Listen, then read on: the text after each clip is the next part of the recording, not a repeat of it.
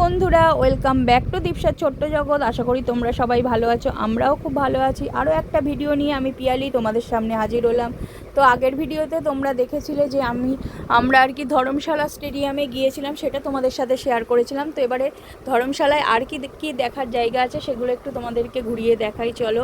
তো ধর্মশালা স্টেডিয়ামের পর আমরা চলে এসেছি, দেখো সেন্ট জনের আর কি তোমার হচ্ছে এটা চার্চ, সেন্ট জন চার্চ আর কি। তো সেখানে চলে এসেছি। তো দেখো চারপাশটা দেখো, শুধু মানে কি বলবো, গাছপালাই আর কি ভর্তি। জায়গাটা খুব সুন্দর, দেখো ধাপে ধাপে গাছগুলোকে সাজানো। আর ওই দেখো চার্চ, এই চার্চটা নাকি পুড়ে গিয়েছিল, মানে এটা ওখানে গিয়ে শুনলাম, আমরা ঠিক জানতাম না। তবে বলে নাকি যে এই চার্চে আর কি একটু ভিতরে ঢুকলে আর কি গা শিউরে ওঠে আর কি, জানি না কেন, কি বৃত্তান্ত, সত্যি কথা বলতে কি আমার জানা নেই। তবে এটা শুনেছি। আর চার্চের ভেতরে হচ্ছে কোনো ভিডিও করা অ্যালাউ নয়, যা কিছু তোমার ছবি চার্চের বাইরেই তুলতে হবে। তো ওই জন্য চারপাশে হচ্ছে চার্চের বাইরের ছবি তোমাদের সাথে একটু শেয়ার করে দিচ্ছি। তো দেখো চারপাশটা দেখো, খুব সুন্দর, মানে গাছপালাই ভর্তি, বড় বড় গাছ চারদিকে। দেখো এত সুন্দর জায়গাটা লাগছিল, কি বলবো তোমাদের সাথে। তো ধর্মশালায় যে যে জায়গাগুলো আছে একটু তোমাদের বলে নিই। তো স্টেডিয়াম তো তোমাদের সাথে আগেই শেয়ার করেছিলাম। তো এই যে হচ্ছে চার্চের পর তোমার হচ্ছে একটা পার্ক আছে। পার্কটা মেনলি বাচ্চাদেরই বেশি ভালো লাগবে, বাচ্চাদের বিভিন্ন ধরনের অ্যাক্টিভিটিস আছে। চার্চটা কিন্তু নিরিবিলিতে। তো চার্চ রয়েছে, তোমার পার্ক রয়েছে, আর আরও খানিকটা গেলে তোমার হচ্ছে মন্দির আছে একটা, আর জলপ্রপাত আছে। মোটামুটি ধর্মশালায় এইগুলোই রয়েছে। আর হ্যাঁ, আর একটা আছে তোমার হচ্ছে ওয়ার মিউজিয়ামটা আমি পরবর্তীকালে তোমাদের সাথে শেয়ার করব। তো বলেছিল এই চার্চটা নাকি পুড়ে গেছে। তো চারপাশে নিস্তব্ধ জানো তো, বেশি লোক এখানে যায় না। আর এইদিকে দেখো একটু পোড়া দাগ, পুরোটা পুড়ে গেছিলো কি না আমি জানি না, তাহলে তো চার্চটা দাঁড়িয়েই থাকতে পারতো না। কিন্তু দেখো পোড়ার মানে কি বলবো, কালো কালো মতো লাগছে, কেন জানি না। তো এটা গিয়ে শুনলাম নাকি চার্চটা, এটা আর কি পোড়ো চার্চ বলে, যা শুনলাম আর কি, এটা নাকি পোড়ো চার্চ। আর তোমার যে মানে এই সেন্ট জন আর কি নাকি এখানেই মারা গিয়েছিলেন, মানে এই অবস্থাতেই আর কি। তো পুরো ঘটনাটা সত্যি কথা বলতে কি আমি ক্লিয়ারভাবে, পিটার জন যে আর কি, আমি সত্যি কথা মানে ক্লিয়ারভাবে অতটা জানি না বলে তোমাদের সাথে অতটা শেয়ার করতে পারছি না। যা একটু আধটু শুনলাম, ওনারা অত ভালো করে বলছেনও না, তা সেটাই তোমাদেরকে জানালাম। পিছন দিকটা দেখো, পিছনে খুব একটা লোকজন আসছে না। তো আমরা ভাবলাম, তোমাদের দাদাভাই বললো চলো একটু পিছনটা পুরোটাই ঘুরে নিস চার্চটার, ওই জন্য আমরা চার্চটা পিছন দিকটাও গিয়েছিলাম। পিছন দিকটা একদম নিস্তব্ধ জানো তো। আর দেখো গাছগুলো কি সুন্দর, মানে ধাপে ধাপে বলছিলাম না, দেখো এবারে বুঝতে পারবে, যেহেতু পাহাড়ি আর কি এলাকা, তাই গাছগুলো দেখো কত সুন্দর লাগছে। আর ওই দেখো গাড়িগুলো যাচ্ছে, ওটা মেন রোড, মানে এতটা আমাদের নামতে হয়েছে আর কি। তো এই দেখো বলছিলাম saint John, church of saint John in the wilderness. তো এইটা ধর্মশালাতেই তোমার। তো একটু চার্চের সামনে, যেহেতু চার্চের ভিতরে ছবি দেওয়া ভিডিও কোনোটাই করা যাবে না, সেই জন্য চার্চের সামনেই একটু ছবি তুলে নিলাম। আর চার্চের ভিতরটা না পুরো অন্ধকার, সত্যি কথা বলতে কি।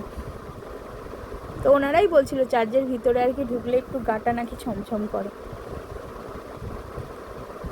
তো মোটামুটি চার্জ ঘোরা কমপ্লিট হয়ে গেছে। এবারে দেখো চলে এসেছি ইকো পার্ক, দেখতেই পাচ্ছ। তো দীপসা তো জানো অ্যাক্টিভিটি চড়তে খুবই মানে করতে, এইসব চড়তে রাইডস খুবই ভালোবাসে। তো ওর জন্যই মেনলি আরও এই ইকো পার্কে আসা। প্রথমে আমরা এটাকে তোমার ছেড়ে চলে গিয়েছিলাম খানিকটা, তারপর আবার ওর বায়নার জন্য আবার তোমার এখানে আসতে হলো। এখানে কিন্তু ওই ঢোকার মুখেই দেখলো ওখানে টিকিট কাটতে হয়েছে। এবারে হচ্ছে 20 টাকা করে, যতদূর মনে আছে আমার 20 টাকা করে মনে হচ্ছে টিকিট। আমি টিকিটের পরিমাণটা ঠিক ভুলে গেছি, অনেক জায়গায় টিকিট কাটা তো ব্যাপার ছিল, তো অতটা মনে নেই।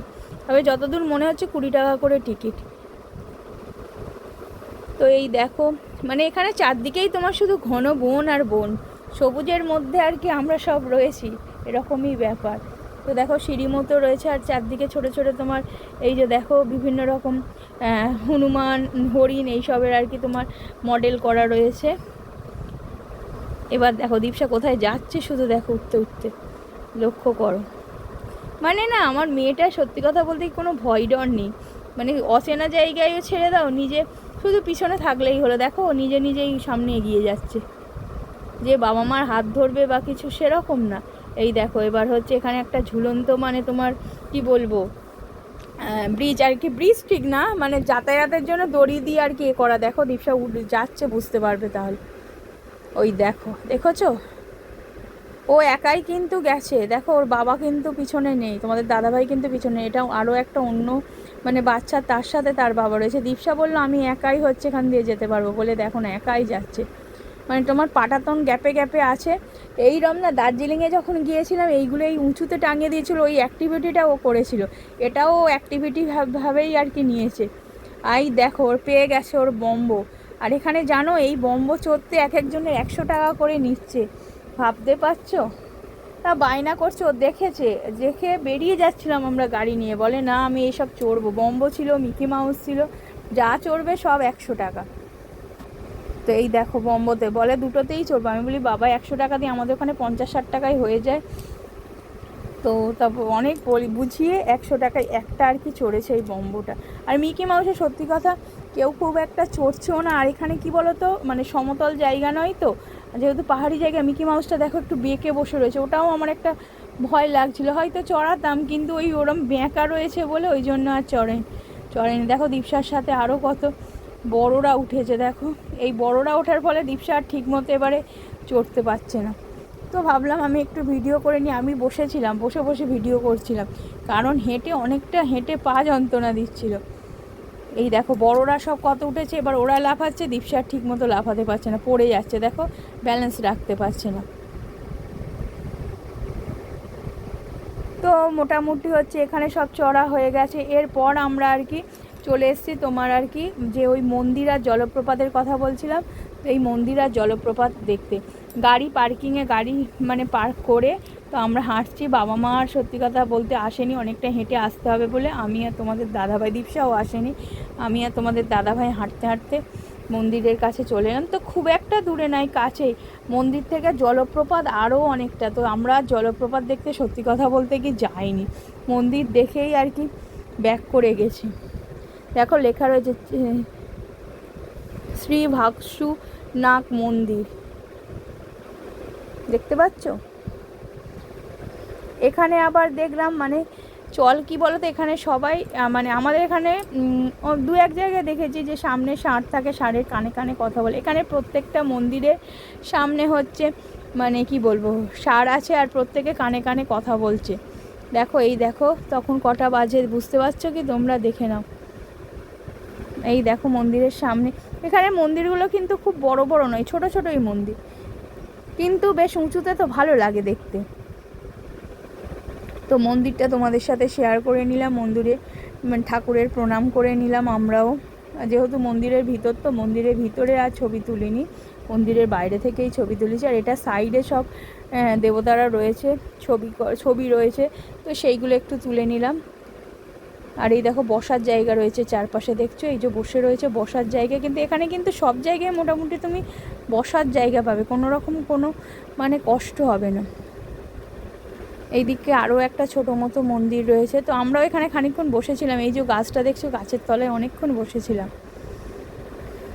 মানে ঘুরে ঘাড়ে না প্রচণ্ড পরিমাণে কষ্ট হয়েছে, বসে পড়েছিলাম। তো এবারে বলবো কি, দেখো চারপাশের দৃশ্যটা দেখো।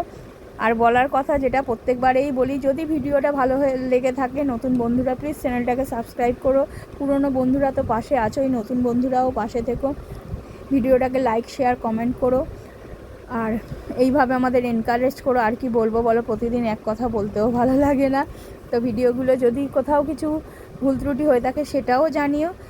তো এই দেখো এখানে আবার সুইমিং পুল আছে, অনেকে স্নান করছে মন্দিরে আর কি, মন্দির ঘুরে বা মন্দিরে যাওয়ার আগে স্নান করে নিয়ে তারপরে মন্দিরে যাচ্ছে। তো আজকের এই পর্যন্তই, পরবর্তী ভিডিও নিয়ে খুব তাড়াতাড়ি হাজির হচ্ছি। টাটা, বাই বাই, সবাই ভালো থেকো।